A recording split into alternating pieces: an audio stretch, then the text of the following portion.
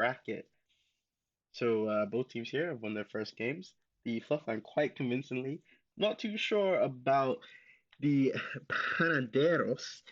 Um, Not too familiar with this team, and unfortunately, our stats team has not done a crazy amount of research on them. It's interesting to see a team bring out a Z in a competitive game, just because it's a all or nothing kind of champion, and it's quite easy to be produce a whole lot of nothing on him if you're not careful. Um, TCMO opting for a pretty heavy engaged team. Interestingly, the Leona has been left up again, and I am honestly baffled. I do not see how you could see such dominance out of Jack MSD and Fourth Raid in the bot lane and not be a little bit scared of what they're producing. But I gotta pause that because while last game we didn't see any shenanigans, this game we have a death bush. It's warded early. TCMO, like we said, just being careful, and they will be spotted out on this invade, and it looks like there'll be nothing doing. Huh.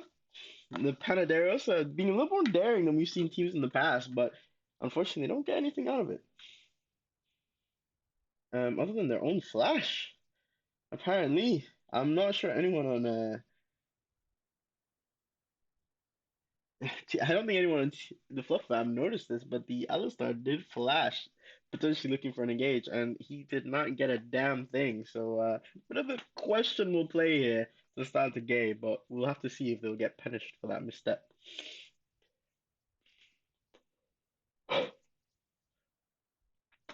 Just looking at the team comps, shocked on the AP mage, and all I can say is Malzahar is a deceptively powerful champion. Once this dude starts getting his damage going, he can really punish you. Uh, and obviously the lockdown ability will be interesting to see if we see the enemy team pay the QSS tax because you do not want to be pinned down by this man as the other team just lays into you. And obviously the wombo combo on that with the Urgot ult and the Caitlyn ult is crazy. And also we've got tons of engage with the Namu Leona. Um, yeah, these team fights are looking pretty good for the Fluff. Only thing I'd say is that if this Twitch gets ahead, the spray and pray will be devastating because we're not seeing a lot of tank relative to what that champion can put out on the Fluff Fam side. But if I'm being honest with how good this bot lane has been, I find it a little bit questionable that the Panaderos have put all their eggs in this bot lane basket, especially since they've left up the Leona pick because as we all know, support is short gap, and we see the gank here. Oh, max range hook by Tarek boy, he's doing, and the enemy team is dying, and it will be a first blood over to the Fluff Fam. The heal comes out, but it's not enough to keep him alive, and the Twitch picks up a kill. He's under the tower, goes into the exhaust, but oh, Jack MSD taking a lot of damage, and the last tower shot will finish him off, and I'm not too sure about that from TCM. But the Twitch missteps. Looks like he's caught in the rat trap, and Mr. Forfeit is back. He says, "Come here, boy. You're going home." And he trades. It's 2-0. Both bot lane is picking up two kills, but more importantly, Misty Forfeit not dying in that fray, so he enjoyed that extra experience, deny this pretty large minion wave away from the enemy bot, which we're quite glad about. Interesting to see what the Pirate de Last does here though, because he could set up a pretty aggravating freeze if he's looking a bit heads up for his 80, but it looks like uh yeah, they're just going to push this one out, reset the wave, and potentially look for a little bit of mid vision. And as I speak of mid, we see both junglers sort of hovering around there. Tetaric Boy just all over the place, and Heavy Zeta feeling himself a little bit too much deep into the enemy jungle and stranded without a paddle, flashes away, keeps himself just alive. But you have to question such aggression when you don't have the prio in the mid lane. And we see Mr. Shocks just making a quick rotation to support his jungler, as you love to see. And Tell this boy to get out of here. This is our town.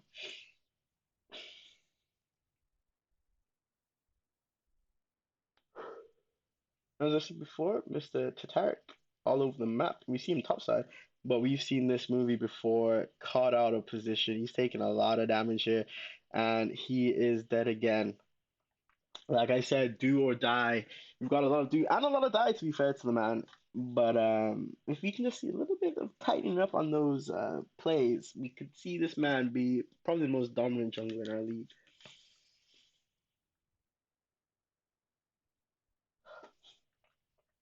But yes, and in terms of bot side, I feel like the Fluff Fam would be pretty comfortable with the situation right now. Caitlyn is such a strong early into mid game champion, whereas Twitch will be coming on pretty heavily late into the game. So I think the early 2-0 in a matchup where you feel like you have the better bot lane and Caitlyn Twitch is actually better. I wouldn't be surprised to see if this dynamic duo of the Fluff Fam can pick up another kill. Uh, Tatark is just doing his bot side jungle. We see him over by that Gromp pit. He's probably going to pick up his blue next. Looks like he might be looking for a bot gang, but more than likely, as they just clearing out vision right now, they'll be looking towards to take this first Drake of the game. And as we've seen before, those Drakes, early Drakes, do just add so much pressure to the map. And if the enemy team is looking to come back in the game, it can be quite difficult if they fall too far behind. But nope, ganking Drake. Uh, I'm not sure. Tatarek looks like he's in two minds.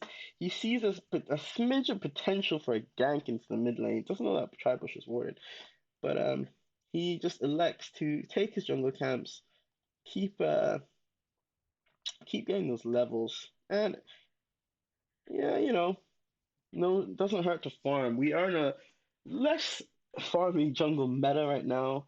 Oh no, oh no, and that is a roam. Oh, as a roam from the enemy Shen, making a huge play, landing the double taunt and picking up the double kill for the Twitch. And oh, sorry, I tell a lie. It's a kill for the Shen and a kill for the Twitch, so they split the gold there. But I do have to wonder about a little bit of the shot calling here from the Fluff Fam because I did mention it. Strong in the 2v2 are the Leona and the Caitlyn, but you see the topside intervention swings that it's 3v2.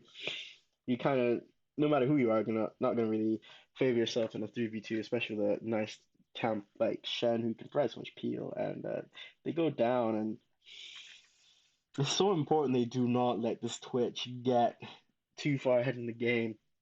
Would have liked to have seen Tatarik look for either the Drake or to set up something more interesting in the bot lane because those are your carries, man, and you need to get those boys ahead. They've been doing the heavy lifting the past couple of games, and I'm sure, even though Forfeit is not known for his Caitlyn per se, the man will be happy to put in a shift if you provide him the tools to get it done.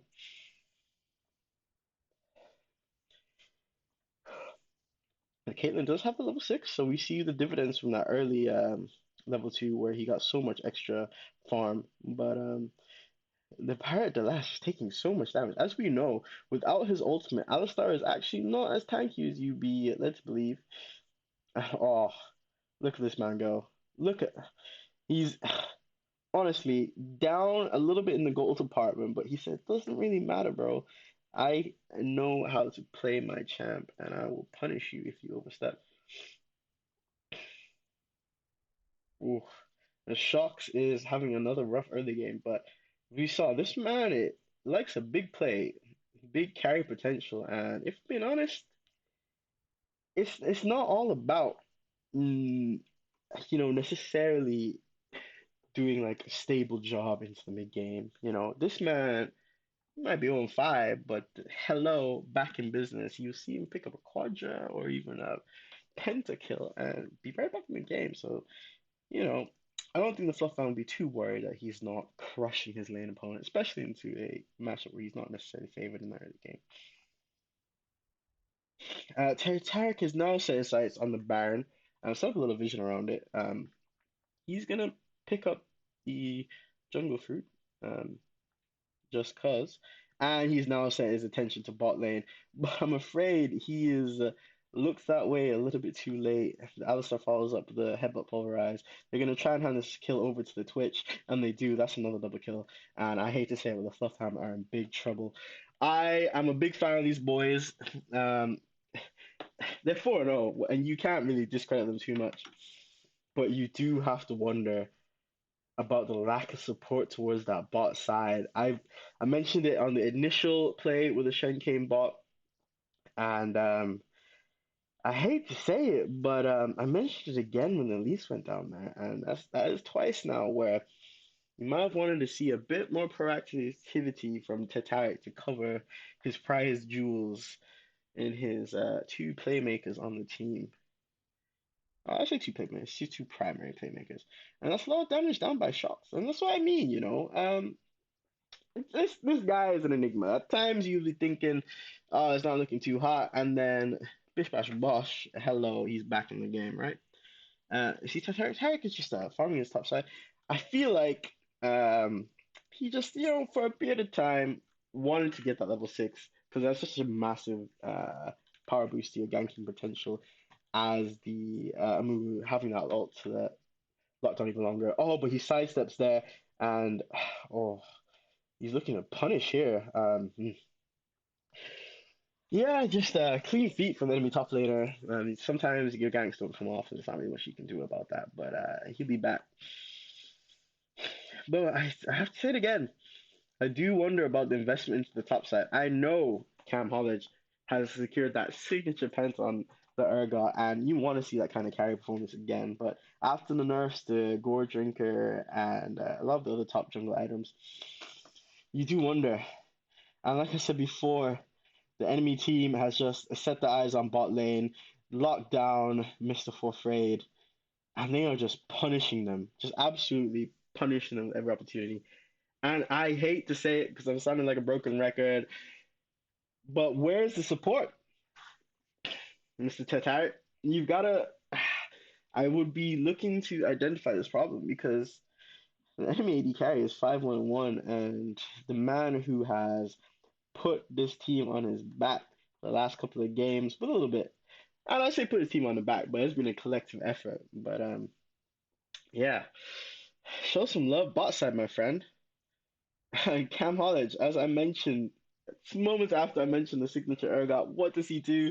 Picks up the solo kill, the shutdown goal. That is massive because right now the guy who has been on fire the last couple of games has been put in the dumpster, no fault of his own, and we're gonna need a new hero for this team because it's looking sticky. But as I say that, the Elise is going in for the gank.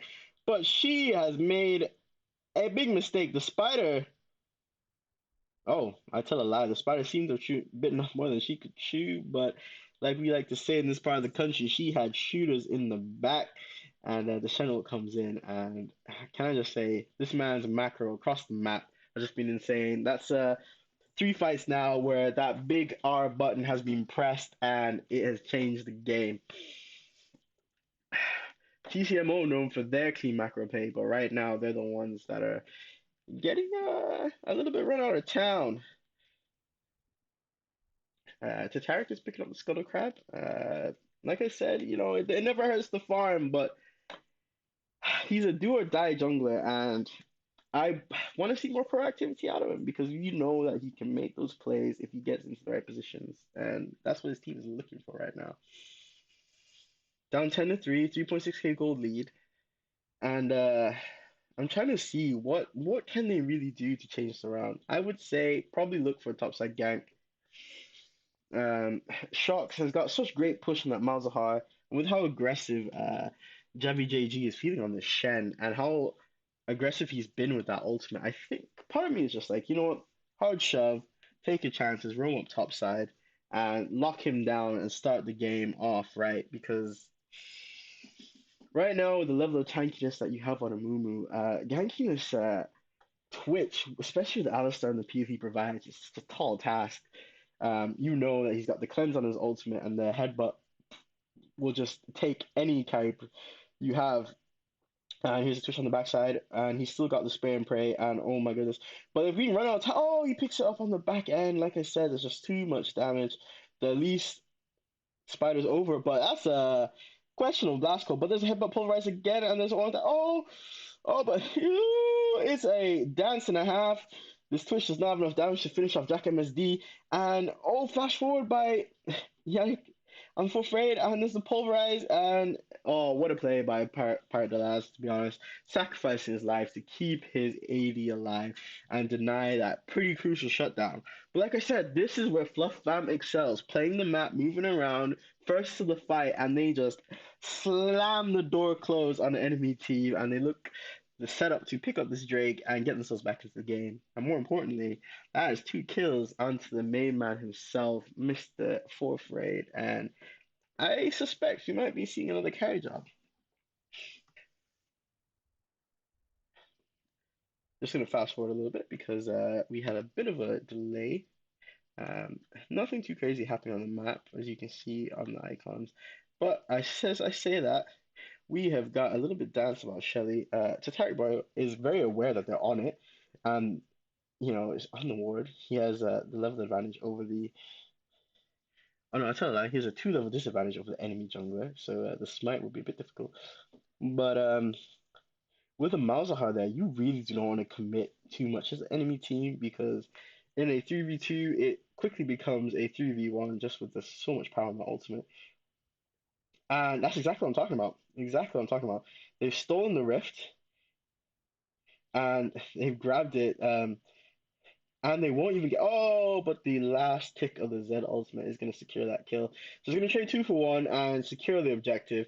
17 minutes into the game, so you're not going to get any bonus plays for gold from that. But it does give you a bit more map pressure. And speaking of something like that, you see where the Twitch is just going to be on the map, hoovering up that farm. It's going to take even the gold from this control ward. They're just funneling everything onto this man, and you see the damage he does. Interestingly, we're seeing the AD Twitch build, um, which to be honest, I think is a bit scarier because AP Twitch does hit much harder, much faster with the on hit effects, but the AD Twitch has a lot of true damage. There's no real tanking that, and if you're not in a good position to hit that spray and pray, uh, sorry, if you're not in a good position to disrupt that spray and pray, then he is just gonna it's gonna be open season. Quick rotation through to the mid lane by the Fluff Fam bot lane, and like I said, these guys play pretty clean. The Edge probably eyeing up Mr. Forfeit here, but not feeling too confident in himself to go for that play, and they're just going to take the farm and back away. It's 5k goal lead, um, and the enemy Twitch is a very fed. Now, with the invisibility from the camouflage and the VP from the Alistar, I'm just looking at these team comps, and it is quite tricky to find where this big play is going to come from. In my head, oh, and we see another gank top side. Mr. Cam Hodge is gonna get shut down. There's just nothing you could do there. It's quick rotation. Blast coming over at enemy jungle. They're gonna pick up this tower as well. Yeah, to be honest, it's gonna have to be Papa Smurf. I'm seeing maybe a flip back into the Malzahar ult lockdown with Twitch. Other than that, ah, it's just not really any way in. Uh, Tatarek does pick up a kill onto the Zed, and yeah, and I mean that's nice, but 6k gold lead, towers are dropping. There's a strong push in the top side. Jack MSD is the only one who's here on this tower, and he's elected to go in, loses his flash. Um, and he's still hovering around this tower, probably a bit longer than he should, but he finally backs away, sensing the danger.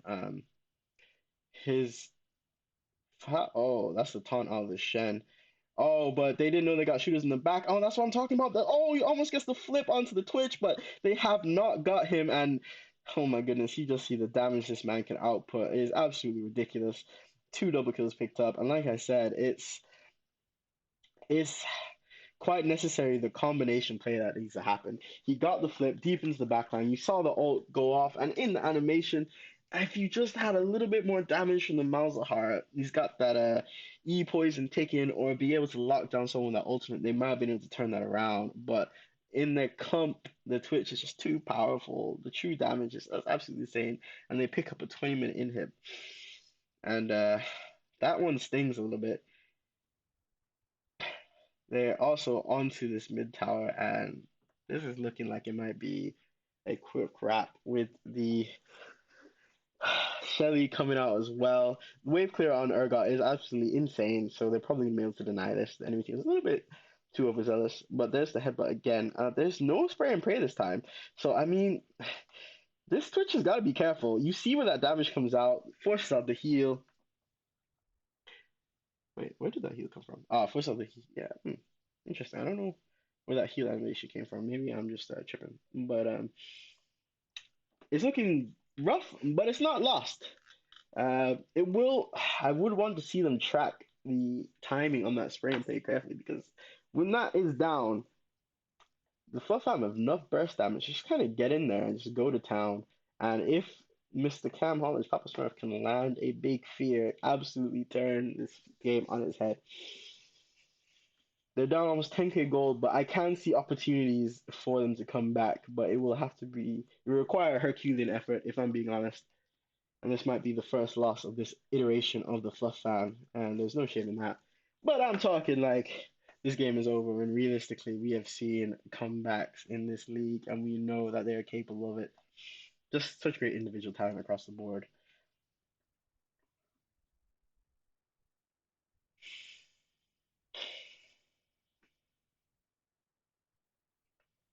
And Mr. Jack MSD is gone on a little warding adventure, but not too worried. He doesn't really have to be afraid of the Zed.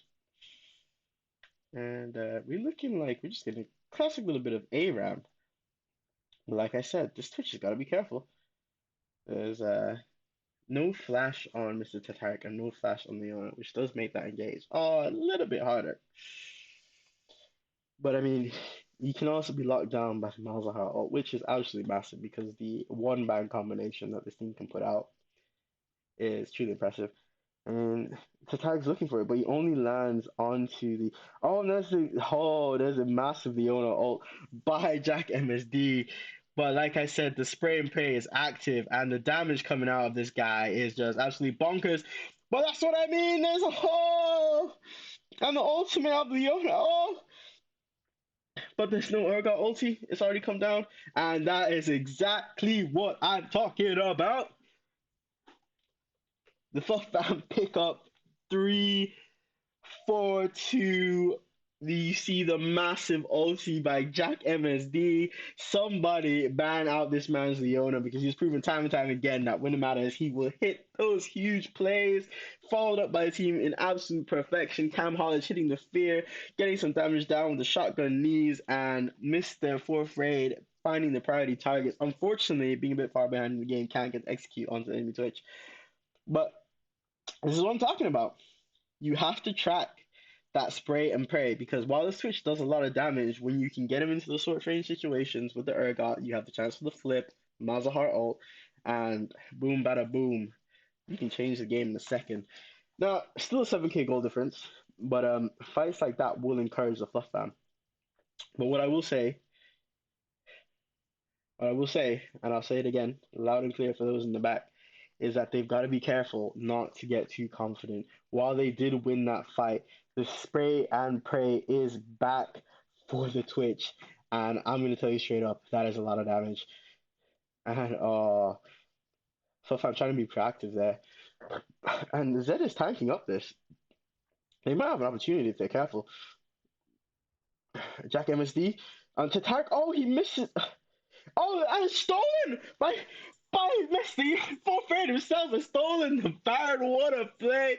This is what I'm talking about. So much individual talent on this team, and Let's start it all off with Papa Smurf, Mr. Cam Hollage. Every time this man dies, you wonder what the hell's going on. But in the next 10 to 20 seconds, his team shows up and says, "This is why he was there. This is why he's doing what he's doing. Shooters in the back, making the plays. Just having that confidence in his team to follow up on what might seem a bit risky, but knowing that they've got that little bit extra in the cranium to figure out the solutions to these puzzles. And they pick up the Baron steal in what was looking like a lost game. They get the steal, the inhib is respawning soon, and the goal lead is cut down to six. Mr. Forfrey picking up the Baron, and what can I say? I am impressed. Like we say, in this league, it's not over till it's over.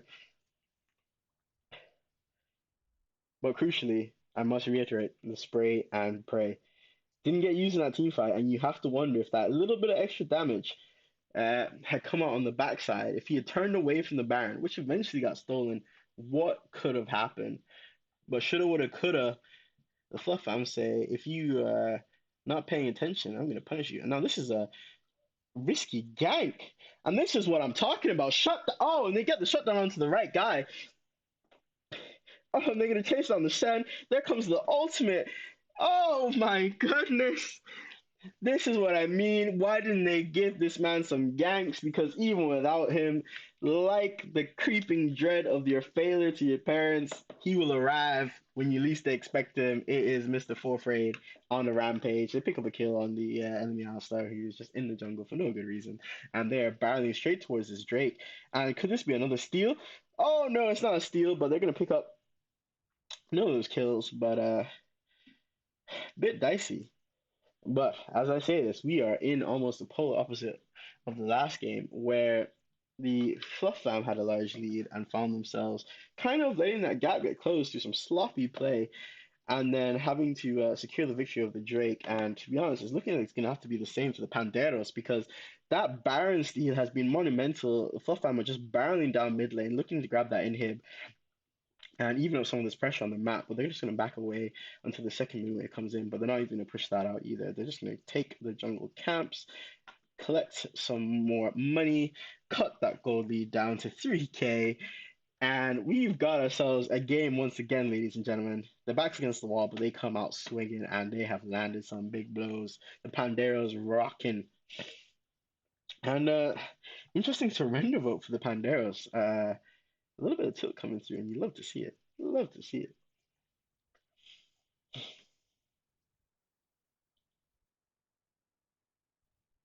But yeah, we spoke about it in the pre-match, and that Malzahar ult is so valuable.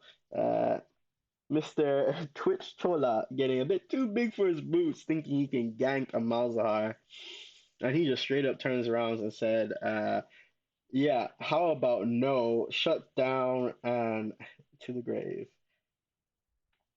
Now the map is in a bit of a neutral state as we look at those objective timers. Obviously, the biggest timer as we see a bit of fighting in the mid lane, but the Panderos have what can I say? Only thing I could find to describe this is have lost their minds. Let's be honest here. Your 11 and 2 80 carry is miles away from your team, and you engage on a 4v5 thinking you're going to have the damage to shut down the big boys, and you definitely do not. Barely a dent in the armor of the Fluff Fam team, and they're just going to pick up most of these kills. Not even going to bother chasing, just going to barrel straight down mid, looking for that inhib. This could be a bit of risky play, though, because the Twitch is up with that spray and play, but Mr. Jack MSD is so close to oh, Mr. Yannick for afraid saying, hello, you might have dumpstered me when you had your team, but 1v1, I am the man of this rift. Boom, bang, bosh, goodbye. And like I said, Fluff Fiber brought this right back. The goal is dead even, incredibly. These guys were down almost 8K, looking like they were on their last legs. But call an ambulance, but not for them. And they're heading straight towards that Drake, securing a bit of vision. I find this one maybe a little bit questionable, just because it's 2 minutes to Drake. Those yellow wards are going to expire. And I guess it's always good to have that early vision, but it's gonna be hard for them to hold it, and they're gonna have to try and set it up again closer to the time. As the game enters into a bit of a low state, take just a little bit of time to reflect on how we got to the stage of the game because Mr. Josh Easy, as I said before in that early game, was looking a little bit rough. He's succumbed to a couple ganks, been solo killed by the Zed. It was like, oh, what is this guy doing? But like I said, he has a knack for just finding a way to get back into the game. You saw a top side securing the Twitch for the first shutdown, and in the backside of that team fight, no one really talked about, but just locking down that Zed under the tower, blowing it up as well. And the Fluff Fam have set their eyes upon Zibaron, and they've caught out the enemy support. He's just nothing this man can do. He's trying his best to get away, but there comes the extra damage from Mr. For Frey. But they gotta be careful. The spray and pray. He's chasing deep, but they can't get the damage. Oh, Mr. For Frey was a little bit dicey. And now the Fluff Fam are on to the Baron. They've got to be careful here. And honestly, they have just secured it, got out scot-free. Do not take this fight. And yeah, the Panderos are just gonna give that one up. Not feeling themselves too much, but I do wonder. I just think, oh, and they're barreling straight towards the Mountain Drake. So this is a double fall. This is definitely a big mistake by the Panderos. Not playing the map well to contest the Baron, but they don't even set up vision around the Drake, so they're gonna lose both objectives.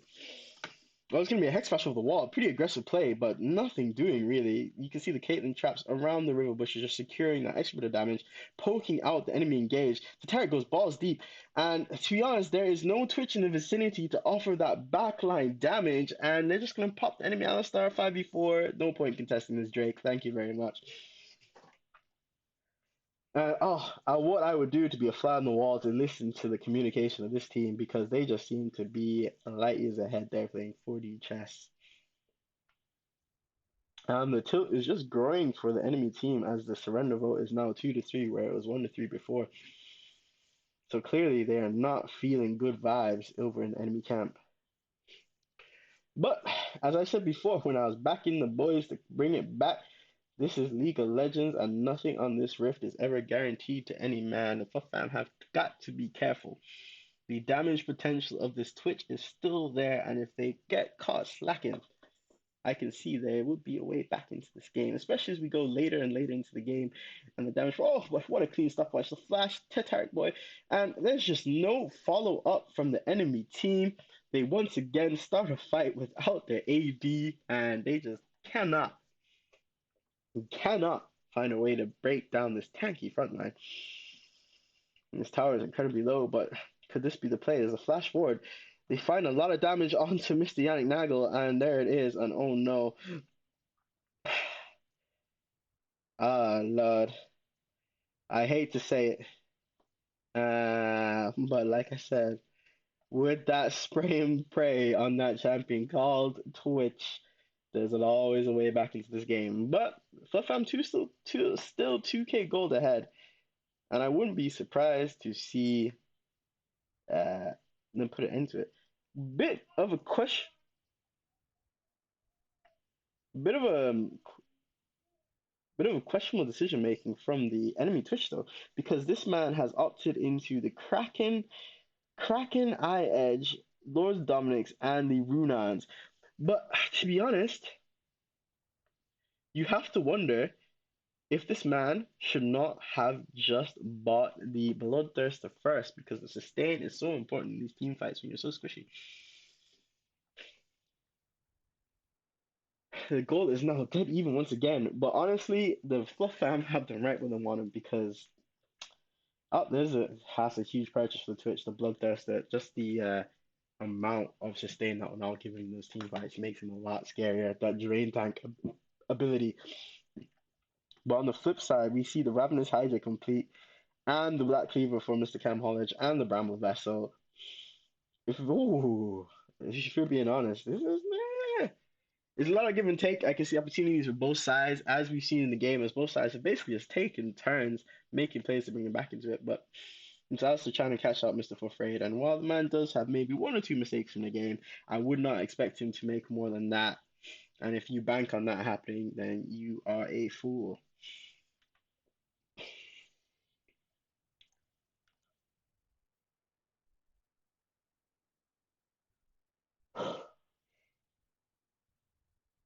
Yep, we're back into that low state of the game. 1 minute 45 on the Drake, 2 minutes on the Baron. So those sync up quite nicely. And honestly, I can see both teams just farming up, getting to those close as they can to those big item breakpoints. We see the Sorrellis Grudge coming in for the Zed, the Shen finishing the Spirit Visage.